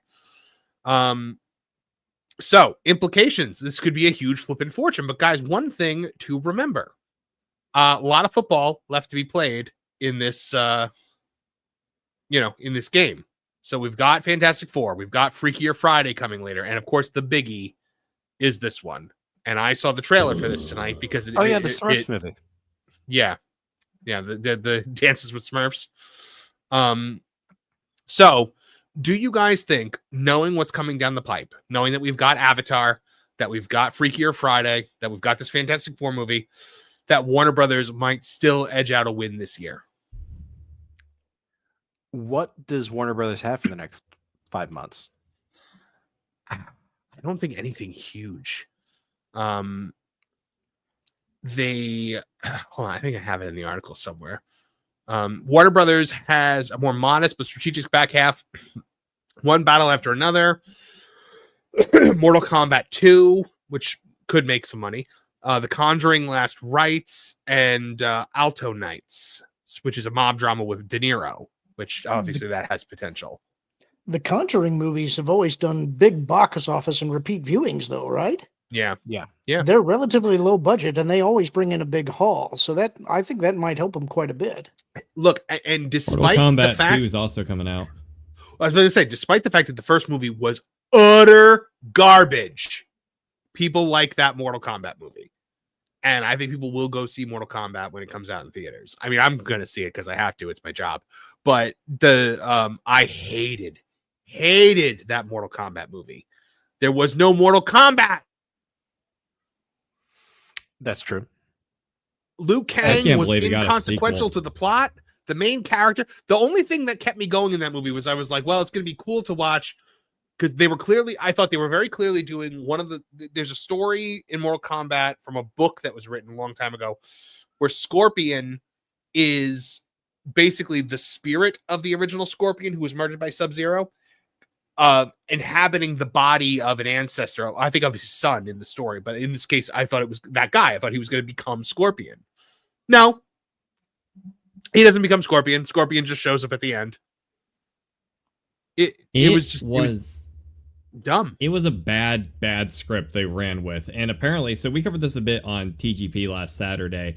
And apparently the reason that this thing's even getting a sequel in the first place was it did so well on Max during the time, when the shutdowns and stuff. They were doing like a simulcast of like the theater release and HBO Max. And it makes sense because I remember when me and my cousin went to see it a few years ago, like that theater was dead. Like dead. And I don't know what kind of joy they're going to get in the box office, but best of luck to them. But I'm not saying there was no combat in the movie. I'm saying there was no Mortal Kombat. Like Mortal Kombat is a tournament. It's a tournament that is meant for you're fighting for the fate of Earthrealm against Outworld. They don't actually do the Mortal Kombat tournament. I think the Mortal Kombat tournament happens in the second one, which in the trailer I saw Shao Kahn in there. So I'm like, okay, we're just not doing Mortal Kombat 1. We're just not doing Shang Tsung. We're not doing they killed off Goro in the first one. I'm like, how do you do the story of Mortal Kombat 1 with no Goro? Goro's the champion of Mortal Kombat. Right. What do you think of Johnny Cage? I think Karl Urban looks fantastic. I mean, if you're going with the older Johnny Cage the way they are for some reason, I think it's great, but I also don't understand why they're going with, I mean, I guess maybe the concept of like a young like action star like that is kind of dated right now. Otherwise it would have to be like Tom Holland or something like that, or some other skinny little twink. But the I thought Karl Urban looks like he's going to do a good job. You're not going to get him paired off with Sonya because she's like 20 years younger than him. I mean, have you seen Don McLean and his wife? I could talk Mortal Kombat lore for hours. Like I love Mortal Kombat. Like we used to seriously, like we used to bring in like the booklet that came with like the game and like read it at lunch and like try to decipher like the story of Mortal Kombat. Mortal Kombat Annihilation was the first movie I ever saw as a kid where I was like, this sucked. Like I had never like hated a movie until I saw that one. I was a kid and then I saw Too Bad You Will Die. And I was like, oh no. Yeah, and getting rid of Christopher Lambert wasn't a great choice for them. Oh, he was so good in that. He was such a good Raiden. I mean, he didn't look anything like Raiden. No. But his voice was perfect for it. Who here played Mortal Kombat? I did. Nolan, I'm assuming. Who was your main, Martin? Liu Kang. Liu Kang? Yeah, that's good. That's good. Because I'm pretty basic. Yeah. Nolan, who was your main? Sub-Zero. Scorpion. I've always loved Scorpion. He's always been my favorite. But all right, guys. So do we think Warner Brothers has a chance, or is Avatar just essentially going to put Disney over the top? If it's anything like the others, Avatar's going to do it for him. I'm really hoping that this is going to be the Avatar movie that breaks the mold. Please. Like, I want it to make less, because Avatar 2 made less than Avatar 1. And now I want Avatar 3 to make less than Avatar 2. So that it's just a downward diminishing returns, because it's terrible. It's just pretty. It's not even that pretty. Like, the frame rate was so janky in that second movie. Surely someone like James Cameron could have known better than to mess with the viewer's mind like that. It was an incompetently made film. I'm sorry. Terrible. Box office, though, is not a great metric. These are businesses, after all. What really needs to be looked at as return on investment, but we as outsiders never actually know what the real spend on these movies is. They cannot be cheap for an Avatar movie. No.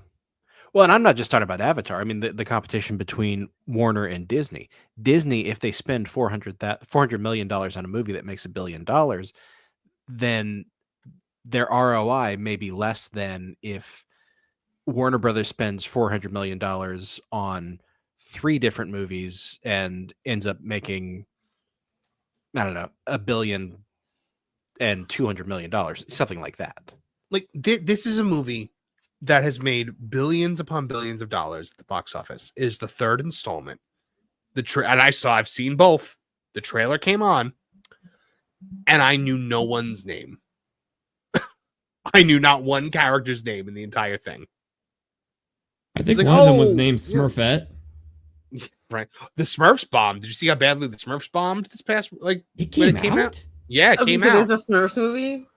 All right. Yeah, so they did a really radical thing with it. A whole new plot point. You see the Smurfs fall through a portal and end up in our world. Oh, that's a nice take. Right? Something they've never done before. Next, you're going to tell me Smurfette was played by a famous pop star. Yeah, she was, right? Who was it? Rihanna. Yeah, okay. Rihanna played Smurfette? Yeah, and Chris Brown was Gargamel. Oh, that didn't age very well, did it? He was not. But no, Rihanna was Smurfette in this, and Smurfette was the main character of the movie.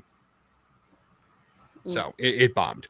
If I remember the trailer correctly, they really leaned heavily into the modern joke that every time they use the word Smurf, it's in place of a swear. I mean, I've heard that before. Yeah. I mean, that was a Family Guy. It was the same joke. thing they did with the 2011 one, too. Yeah. It was a joke that started on Family, or it's a joke that everybody made in, at recess or something like that, when you were like in 3rd grade. But anyway, so the Regal that I go to, they've got a table in front of the concession stand where they have all of like the premium merchandise, the popcorn buckets, the cups, the pillows and blankets that they sell. And you could always tell like which movies did terrible because they have the most merchandise out there. And the table was so much Smurfs. There was a lot of Smurf stuff there. All right. So let's see if we have any more super chats come in. We did. Cannon Barnes for $2 says, how was the Avatar Fire and Ash trailer? So the trailer, I don't know how to describe it. Like, it was an Avatar trailer. It was just a lot of like, look how pretty this thing is. And there's a plot in here somewhere. But yeah, we're a family, and there's fighting and machines and space stuff and arrows and people snarling and whatnot. The one thing I was okay with, it looked kind of like maybe the other, like the fire Na'vi are the villains of this one, and it's not the humans again. But it's probably the humans again in the end. The worst villain in all of cinema is that military dude with the short buzz cut who's in the villain of every Avatar movie. And no one knows his name? Yes. Exactly. What was that, Martin? Well, didn't he turn himself into a Na'vi? He did. Secretly? No, it was like a backup of his brain got turned into a Na'vi, and that he was the villain then again in the second one. And everyone was like, oh, that classic villain, that guy. That's cultural appropriation. Is it? Yeah, I guess it is. I guess it's more Blueface. I also... That's Tobias Fume. Tobias Fume K. I just blew myself. There are dozens of us. Oh my god. There are dozens of us. Dozens!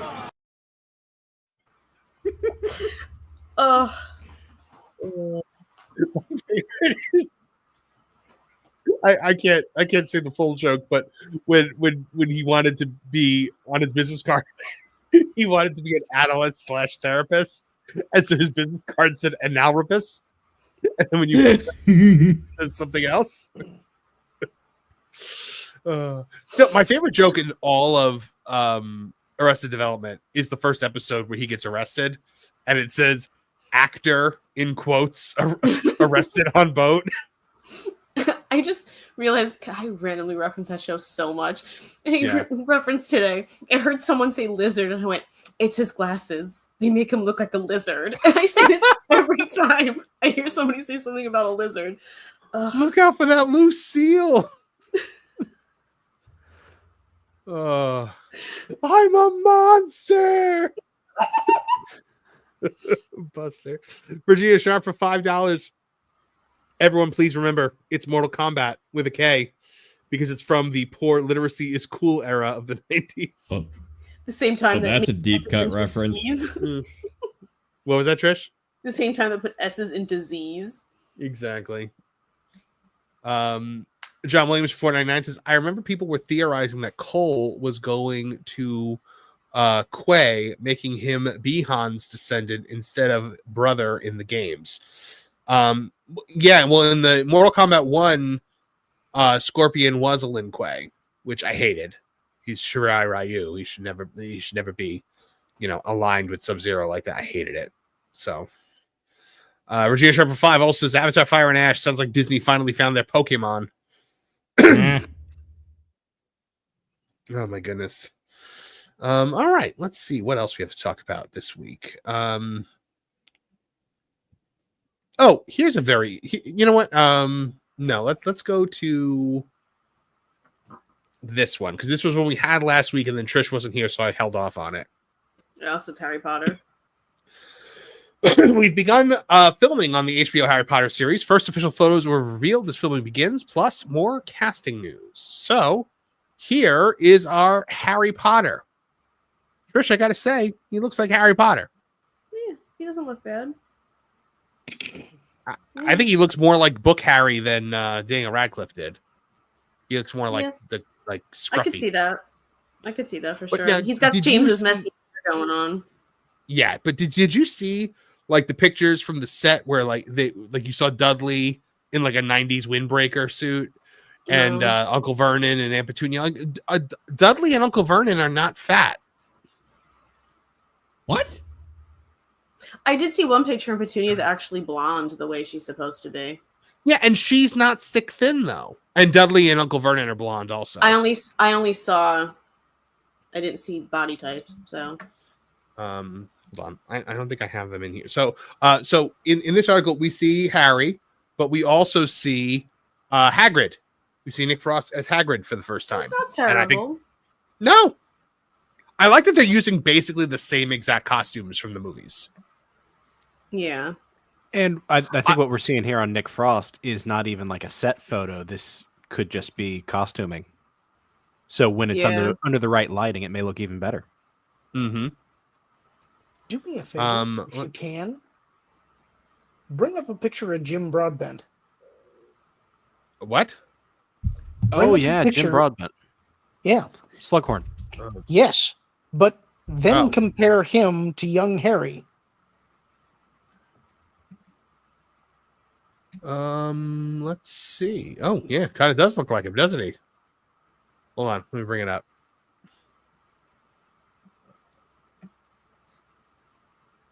There we go. Let's see. Can I zoom out of this a little bit? Yeah, no, I'm kidding. Yeah, kind of does look like him, doesn't it? I see what you're seeing. I think it's the chin a lot.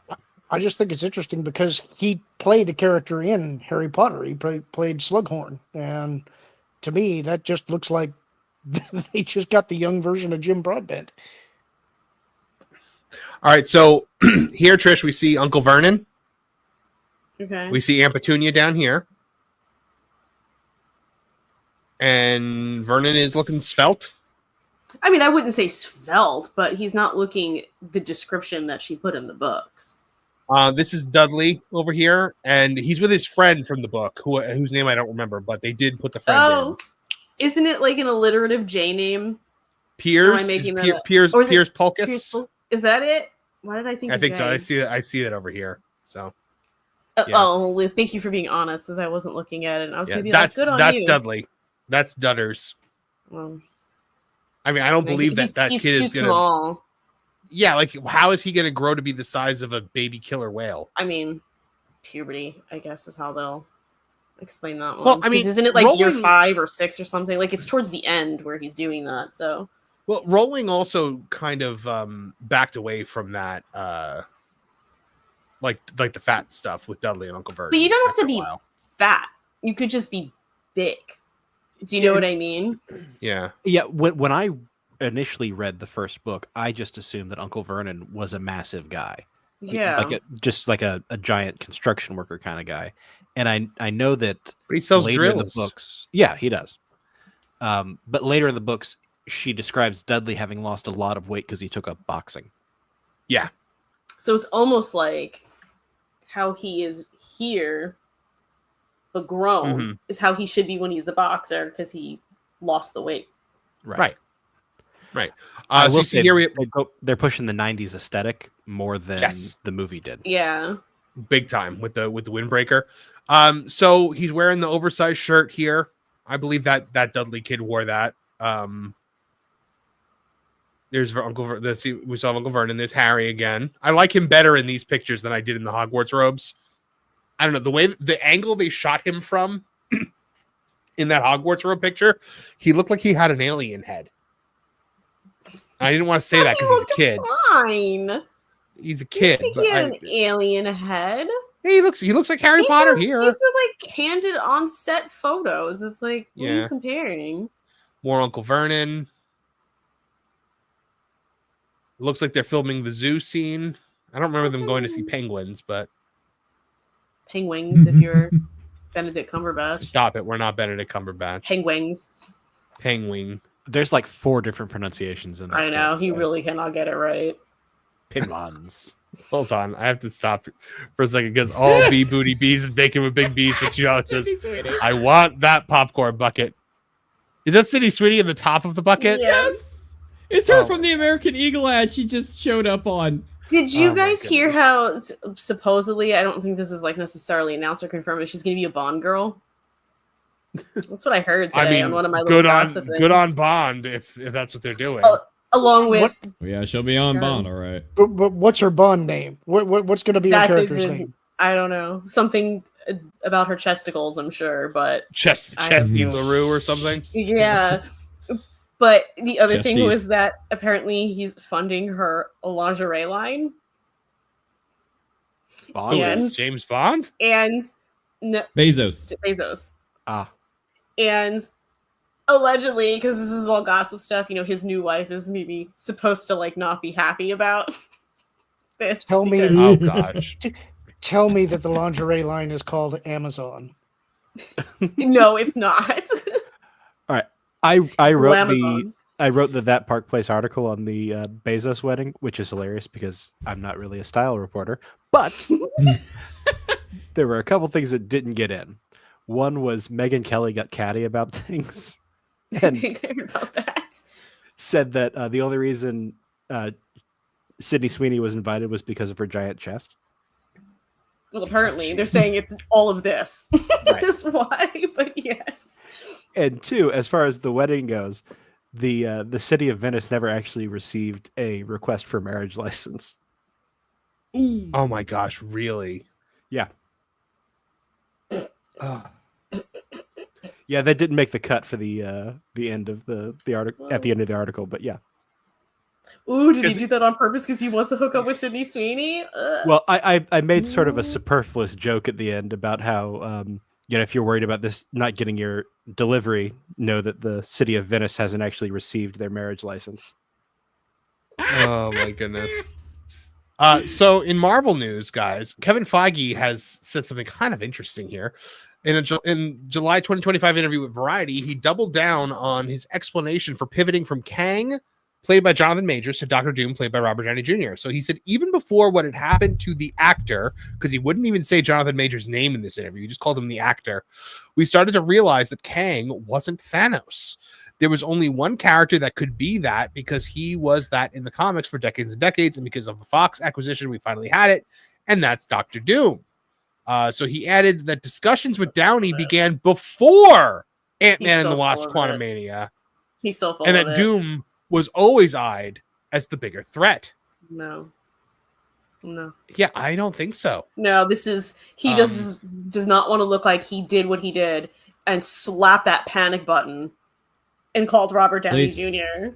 Well, please guys, tell me you still have the Harry Potter clip. Oh, that is a lie. Yeah. No. This is a lie. I don't believe you. Yeah, no, it's 100% a lie, I think. When here it is. Unsubstantiated fantasy! Lies! Lies! Lies! I'm going to call it a half-truth. Because I think he probably was talking to Robert Downey Jr. I think that they wanted to retain him in any way possible. They may not have yet conceived of the Doom angle, but they were already panicking. I don't doubt that they have been trying to keep RDJ and Chris Evans and all of those guys in their pocket because you don't want to lose them. You want to be able to bring them back in the future. You don't want them to be the main guys right now. But if you need to revive things, they're your break glass option, and you don't want to lose that. Well, somebody took issue with Feige saying this and decided to call it out. It's a bow.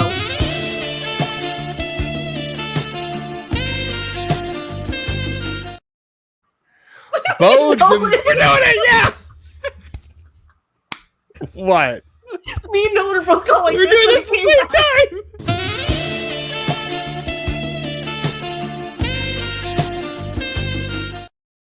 I love it. I was laughing too hard.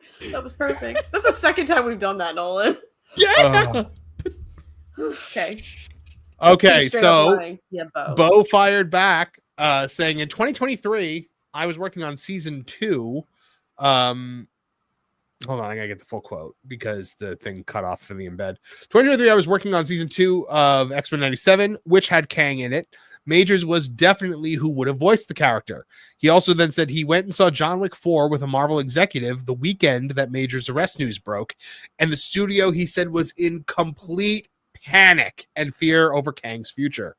He elaborated that after Majors' issue, Marvel informed him that Majors was likely off the table pending verdict, leading DeMeo to cast John Delancey, also known as Q from Star Trek, as Kang for X-Men 97 Season 2, which I hope that's still in there because that's fantastic casting.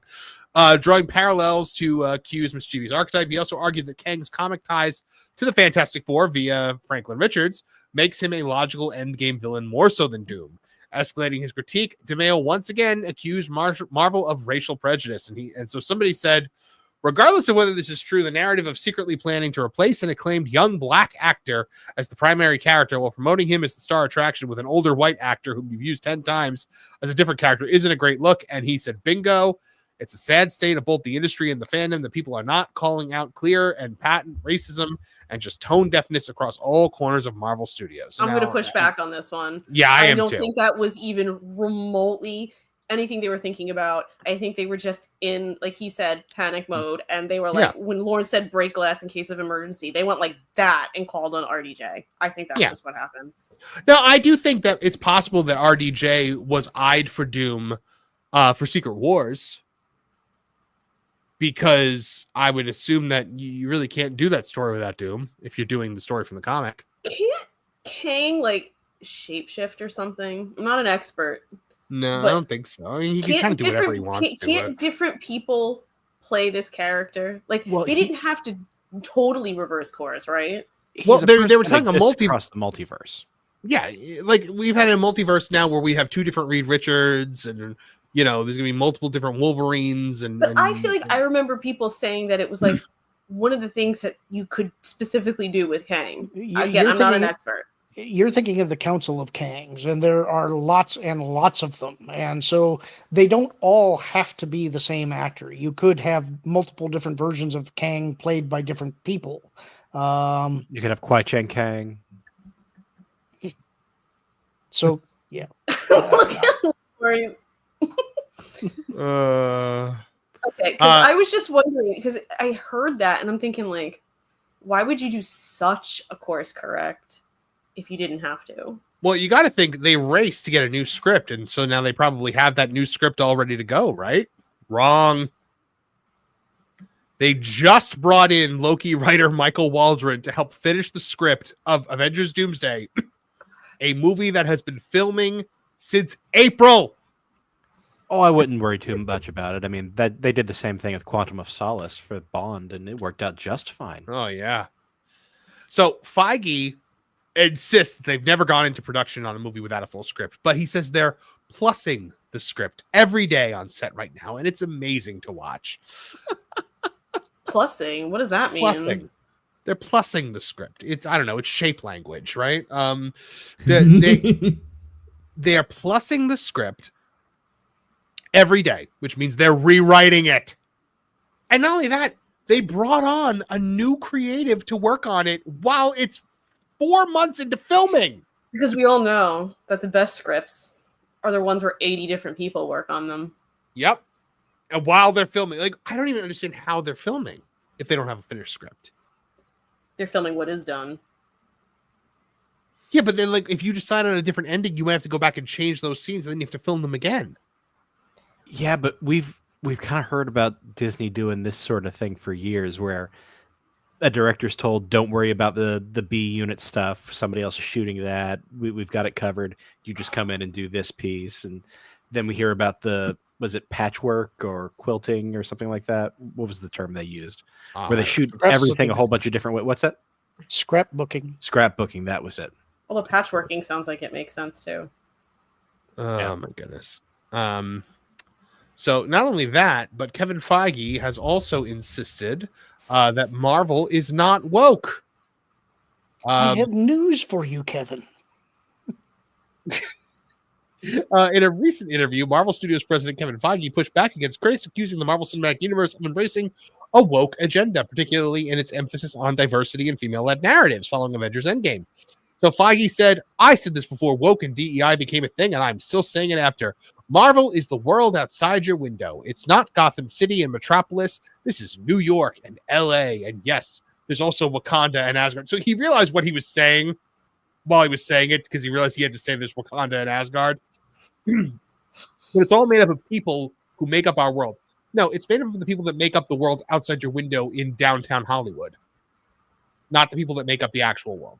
And then, so he also said that he's doubling down on all of the creative direction that they've had, and mentioned specifically Iman Vellani, calling her one of the greatest bits of casting we've ever done. Now, I would like to know what he means by that, because Iman Vellani as Ms. Marvel has never been in a financially viable project. Well, I don't think that's not her fault, though. The issue is that they keep going to the C and D list characters. They're not giving us the A list, which is what we want. And he has now said, after Superman succeeded the way it did, that they will eventually recast Iron Man, Captain America, and all that. It's not going to work. It's not going to work. I do think Iman Vellani was a good pick for them because she actually seems to like the fans, like the characters, whereas a lot of the more grown-up actors clearly don't. Yeah. Oh, yeah. There's like an excitement that she has, I guess. Mm-hmm. Yeah, I mean, there's a youthful excitement to it, but I mean, the Marvels is one of the biggest flops, is the biggest flop in the history of Marvel. So is anyone's casting in that actually considered a success? It can be, because I would argue that people don't like those, well, you would know, those Zack Snyder movies, but I don't think that people thought they were poorly cast. Henry Cavill wasn't poorly cast as Superman. People liked Ben Affleck as Batman, but they don't like the movie. So she could be good. It's just, an actor's only as good as their material. All right, you know what, Trish, you guys have turned me around on that. I can now see that from another perspective, and you're right. So yeah, she probably could be great if she had a good script, but she has not had a good script yet. And actually, I think this is where Marvel gets a little too big for their britches, because when they brought Iron Man in, Iron Man was not really considered an A-list character. It was a risk. Oh, definitely not. It was a risk to do Iron Man, but they succeeded. And they did the same thing with Guardians of the Galaxy. They brought in this mid-tier comic book with characters that people didn't know and turned them into a sensation. And they got to thinking, we can do this with everybody. It doesn't matter who it is. And it's not really the case. You did have good writing. You did have good casting. They've forgone some of that. Yeah, I mean, Iron Man, the people behind it, it's different. Right. Yeah. Well, and Downey as Tony Stark is lightning in a bottle. And also, the production of Iron Man was a disaster behind the scenes. It was Jon Favreau that guided it into a successful movie. And then you had Ike Perlmutter in the background recognizing that, okay, we got really lucky here. This was almost a disaster. We need some oversight. And that was what was keeping things on track, was Ike Perlmutter's, I don't remember what he called it, but there was some kind of a council that they had that insisted that every movie be commercial and that they were toyetic, that they had tie-ins and things that people would want to buy as product. Kevin Smith. When they got rid of Perlmutter and Feige was unfettered, everything's been downhill since then. They need oversight. And if they had their way, it wouldn't have been Robert Downey Jr. They didn't want to hire him. What about Kevin Smith? Kevin Smith, in that special that probably a ton of people have seen, he talks about working on that Superman movie that never came out. Oh, yeah. And he talks about how it was about toys. Because when you said toyetic, it was so much about toys. We have to make sure that there's toys that we can put out. Well, of course. So, yeah. But that's just what I thought. I just remember him saying that. Every cartoon we ever watched as kids, whether it was X-Men, Transformers, G.I. Joe, all of it was made for the sole purpose of selling toys. Well, just like Yogurt cartoons. Did you say it's Spaceballs. Yogurt said it. Merchandising. But there is a trick to that, though. It's like, if your movie sucks, nobody's going to want to buy the toy. You have to. It's a synergistic thing. Both of them have to be good, but it requires people recognizing that this is a commercial enterprise. We are here to make money, and if we want to make money, we have to produce a product that the consumer wants. Their problem is that they started looking at us as just consumers, not customers. A customer is someone who makes a demand. We're somebody that we want this thing, we want you to provide it. In return, we will reward you if you serve our need. Consumer to them is just cattle. They'll take whatever slop we feed them, and they need to get out of that mindset. That makes sense. I think that's hard because I think that there's a very deep-seated undercurrent of we're smarter than everybody that they need to just eradicate from everything. For sure. Regina Sharp for $5 says some Kangs became Kangs by defeating other Kangs. This sounds like Highlander. It's getting into Highlander territory where it's not it's nothing like Highlander. Immortals are only immortal if they die. Did you guys Kangs become Kangs by other Kangs? Like what? Did you guys see the meme the other day when Ozzy passed that Keith Richards had undergone the quickening? Yes. God. No, I did not, but that's funny. So. I'll be gutted. Now you understand. Now you understand that reference. Oh my goodness! All right, you can hear the smile at you understanding that reference. Long he's like, and now you understand. All right. Well, we have to end here for this week, guys, because I have got to mosey over onto the Pro Show where we're going to be doing a review of Fantastic Four. I think myself, Pro Culture, probably Ron, probably a bunch of people I think are going to be over there. So we're gonna do that. So we are going to redirect you guys over to there.